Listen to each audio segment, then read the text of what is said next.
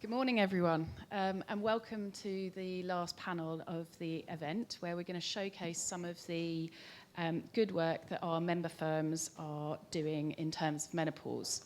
So we're going to be looking at the practical side of things. You'll see I have my notes with me, just in case the annoying brain fog makes an appearance and I forget everything. My name is Linda Russheim. I'm the head of marketing and one of the board members at the Diversity Project.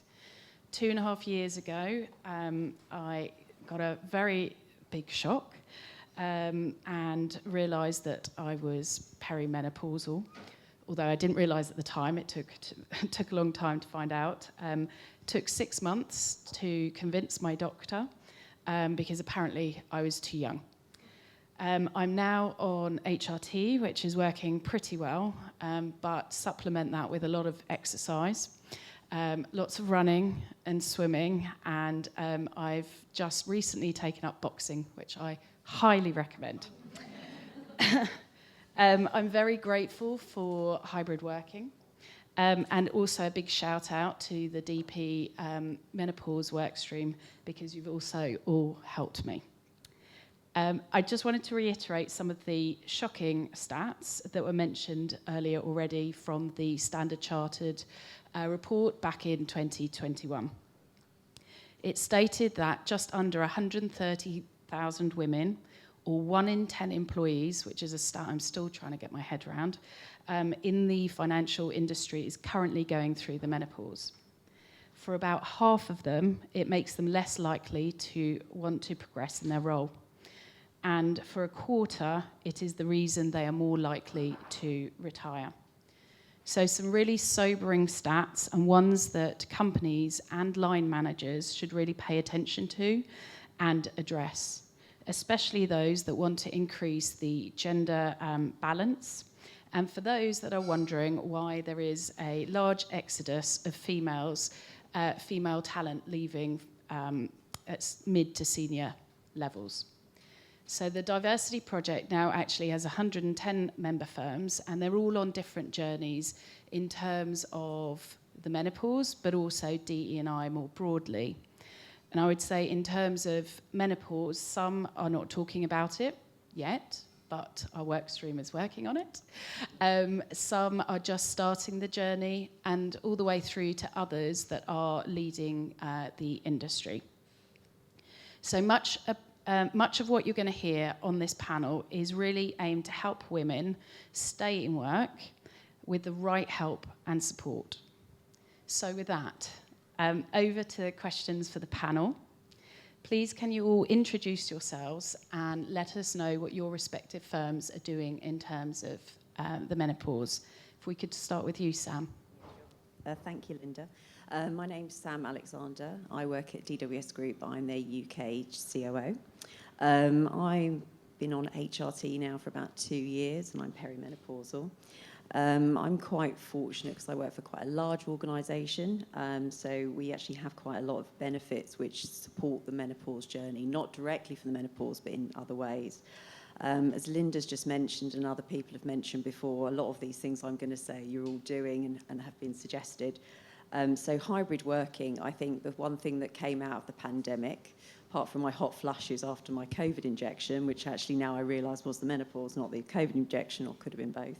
But hybrid working, my firm offers you the opportunity to work flexibly, to work remotely at home up to 3 days a week. You can choose the day you wish to work from home. So it really means if you're having a difficult day and don't want to go in, you're tired, you don't have to, you can work from home.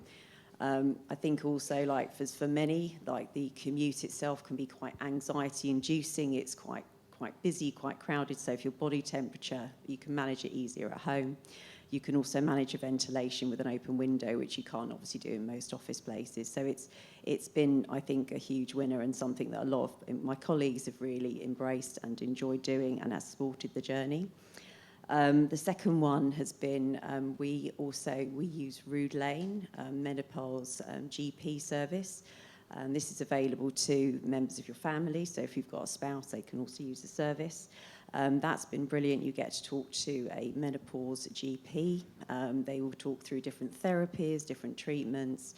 They do also do the hormonal blood testing if you wish to do that.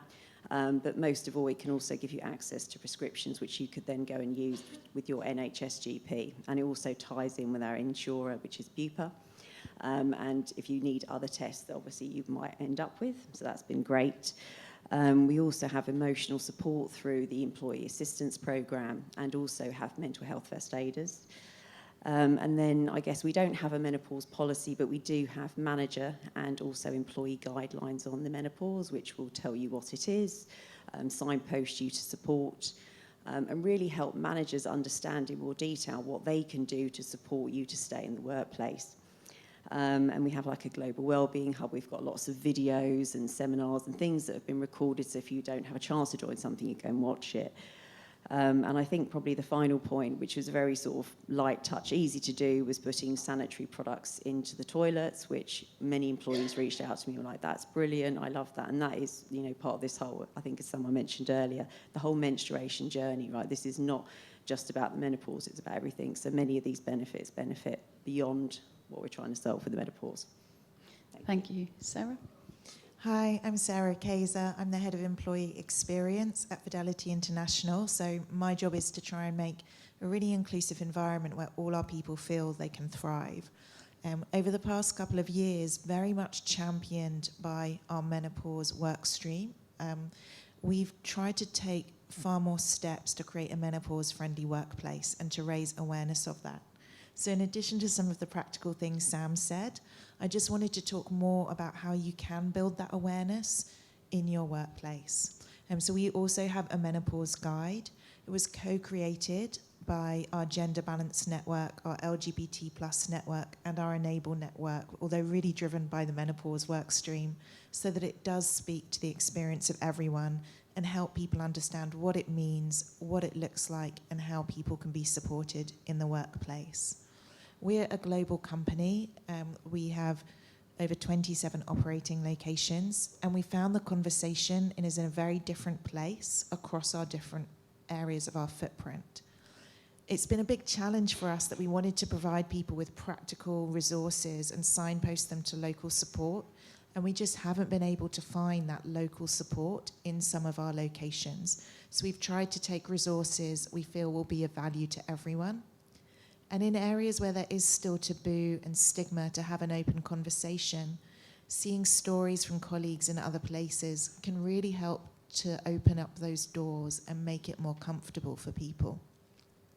I mean, we've already seen that, for example, on our work on LGBT plus inclusion, where delivering sessions and workshops about being an LGBT plus ally in Mandarin has really helped us to start conversations we didn't think were possible. And the same will be true of menopause.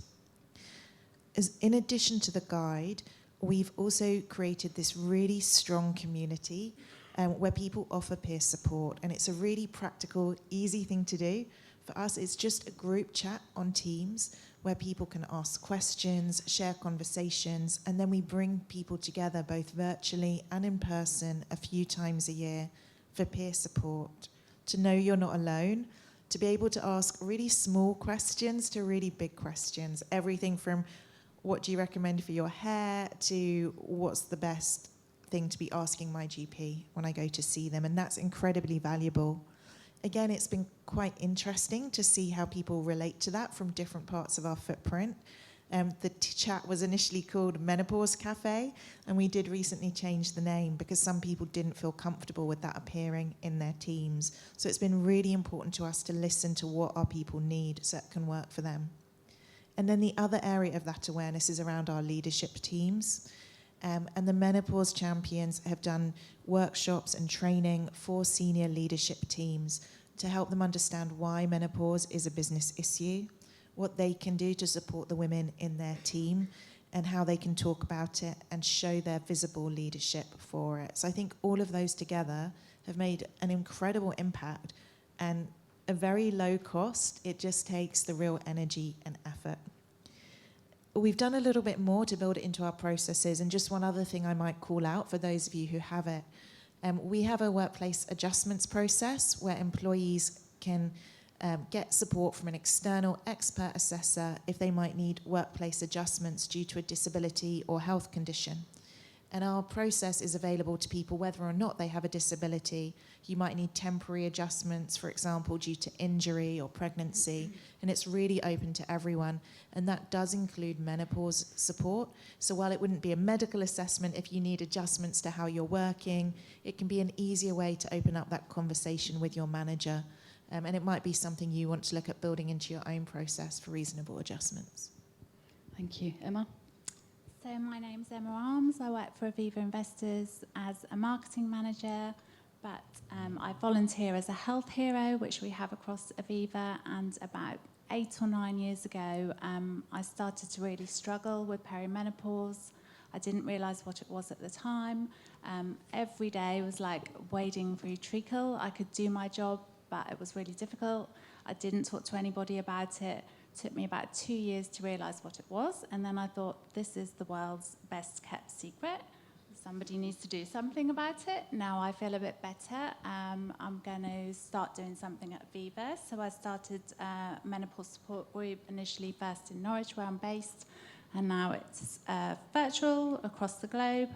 And we've just built over the years on the support we got. So we have the monthly Teams support group. We have a Teams chat, which is going off every day, a little bit like Sarah described. And then we have people come in to talk about all different subjects to do with menopause, and they're recorded, they're hosted on our intranet. I trialled Peppy, and we found that invaluable because it was difficult sometimes to be running the support group and people would be saying, I'm sleeping in my car at lunchtime, or, you know, I'm really struggling with this and I don't know what to do about it, to not have that medical training. So Peppy's been brilliant from that point of view. There's an app with a messaging service. I think there's about 4,000 messages go through a month now from Aviva staff on that app. And then you can have a consultation with a menopause nurse with a report that you can take to your GP. And then, as Nina alluded to, we also have a digital GP offering, which has got menopause nurse and consultations on there, the symptom checker, the ability to refer. And then we've got leader training, which is about a 20-minute video aimed at leaders, but it's anybody can watch it, and it is basically, you know, just helps you understand what things you might be able to put into place to help somebody with menopause, which, as we know, is different for everybody. Then we've got the workplace passport, similar again to Sarah described, and that's documented on our HR system, and reasonable adjustments to your working conditions. And I think that's it, Linda. Thank you. Move on to the next question. How did you start the menopause conversation at your firm? Sarah? I really remember this because one of our senior female leaders very bravely just posted her story on Yammer one day and was very open about her experience. I found it really striking because I worked with her really closely and I'd never known she'd be going through this. And it just started something. There were so many comments on the post. And then as a result, we ended up forming the menopause work stream. I've done virtually none of this work. I want to be really clear. I owe a huge vote of thanks to everyone, but just one person sharing their story has started a huge avalanche of work. Emma? So once I felt better myself, I guess in my role as a health hero, I was lucky in that I thought, well, actually, I've got a little bit of power here. I can set up this little support group, which I did. And I spoke to one person who I think in Aviva was also talking about menopause at the time. He was an HR manager, I think, called Lawrence Beckett, and he was like, what you have to do is say the word menopause out loud 3 times a day, and we'll get this message out. I'm thinking, I do not really...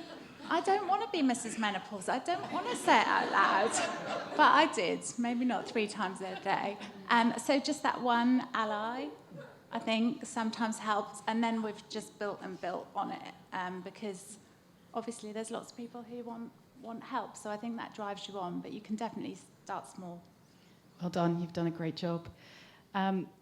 Next question. What practical advice would you give companies around menopause in the workplace? And that's to you, Sam.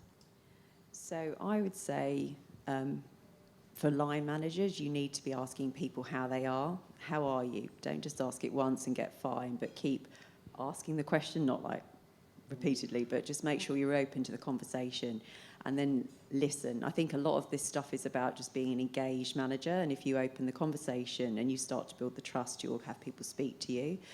I think the other things that, if you have the money, I think the private GP menopause doctor is brilliant. That's been instrumental.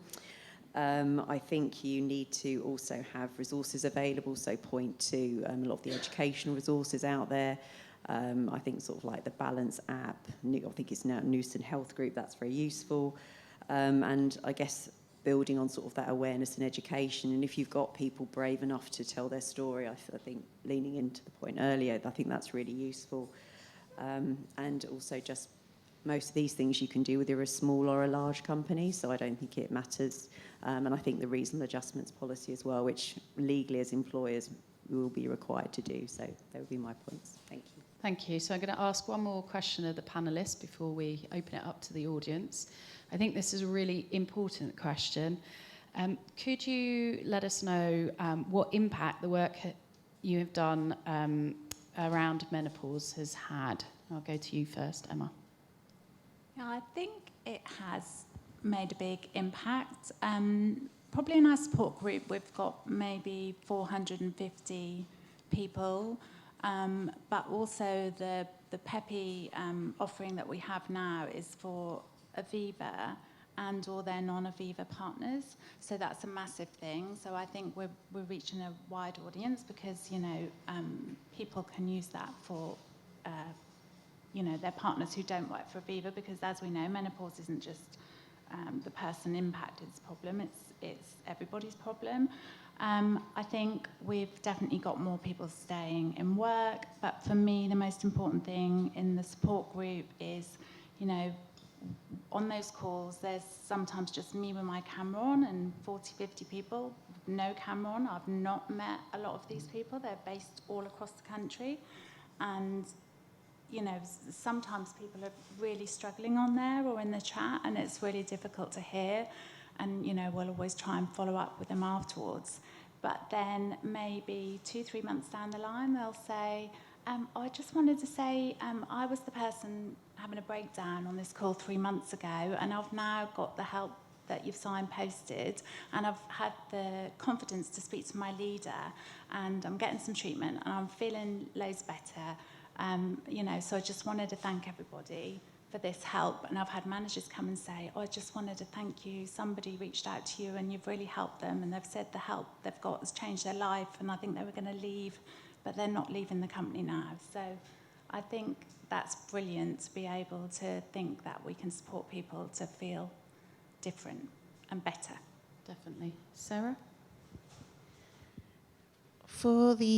For people who are going through the menopause, I think the impact is feeling supported, valued, knowing they've got someone to talk to, knowing they're not alone, and hopefully by being a bit more empowered to manage what they're going through earlier, they're also better able to contribute at work. I know that for many of our male colleagues who are supporting partners who are also going through the menopause, it's also been really helpful for them to understand how to be a better partner as well as a good manager to their team. So it's really helped people in that respect. At a bigger level as well, like many of you here, we are really committed to the goal of building gender parity throughout our organisation and achieving more representation of women throughout the workforce and at senior levels. And to me, this is just tackling one more thing that could be a barrier to that goal. And we're making really strong progress on our targets. And I firmly believe that the more work we do on this, the better able we will be to really see that outcome we all want. Totally agree. So now we'll open it up to questions from the audience. Oliver Daniels, Bubble. KPMG released a survey a couple of weeks ago, and it was the CEOs of 1,300 of the world's largest organisations, many of which are here in the room, and they predicted that 2/3 of them said within 3 years we'll see a full-time return to the office. What impact do you think that would have upon things like menopausal support and gender diversity in general in the office and for your organisations? Who would like to take this? I mean, okay, so I work as part of a large banking group as well. I would say that we're looking at, I guess, peers, and certainly in the banking industry are starting to come back into the office. I think it will have an impact on women, and I think that's why we should not be advocating our leaders to take this path. Look, I think hybrid working benefits so many different people going through so many different things, and I think it would be a large mistake to message that's what we need people to do, because I don't think it necessarily drives the collaboration and productivity, because most of these firms had their best year ever during COVID, right? And everyone worked from home. So to then say now we can't do well if you're not in the office doesn't seem very fair. So certainly our company is stuck with you can work remotely up to 3 days per week, and we're not changing that. So I hope it stays that way. I would just add, we've done quite a lot of events around smart working, new ways of working at the Diversity Project. Hybrid working is here to stay. And so workforces have got used to, quote unquote, hybrid working. But also, if you look at the new talent that's coming in, they actually demand it. They want it. So if you want to hire the best, you should have a hybrid working arrangement. So I think that's actually much bigger than the topic of menopause, but obviously very applicable as well. Question at the back. Oh, sorry. So Emma, other than, and this is for all of you, but other than having to say menopause 3 times a day to really get the message out there, what would be the one piece of advice for those companies that haven't started that journey yet and are just not sure how to dip their toe in? What one thing would you suggest doing to start it? Good question. I would just start that community. The support group is where I started. Sometimes it would be just me and one other person in a room, but that might be a really desperate person, and I'm not medically trained, but they said it made a difference. Now we have a huge community who supports each other. I think it's brilliant if you can get the medical support as well. That's important, but I think the first thing is the community, somewhere people feel safe to speak up, and someone, you know, who's going through something and feeling really alone and feeling like it devalues them in some way, to speak to somebody else who knows how they feel, really important, and it doesn't cost anything, and it's just, we just do a Teams call once a month and chat. That's it. So, cognizant of time, thank you for all the questions, and thank you to the panel. I think it's great that this topic is being talked about and covered so much more, and that the taboo is becoming less. However, we all know that there's still a lot of work to be done. So our call to action to you all in the room and those listening to the recordings that we will be sending out next week is a commitment to action. What can you do to create a culture of support? We also encourage, and in fact, I would use the word advise, or even something stronger than that, in our industry to take this topic seriously. Getting this right, and going back to a point that Sarah made earlier, is one of the keys to retaining senior women in the industry and will help your gender pay gaps. So now I'd like to welcome Monique back onto the stage for the closing. Thank you.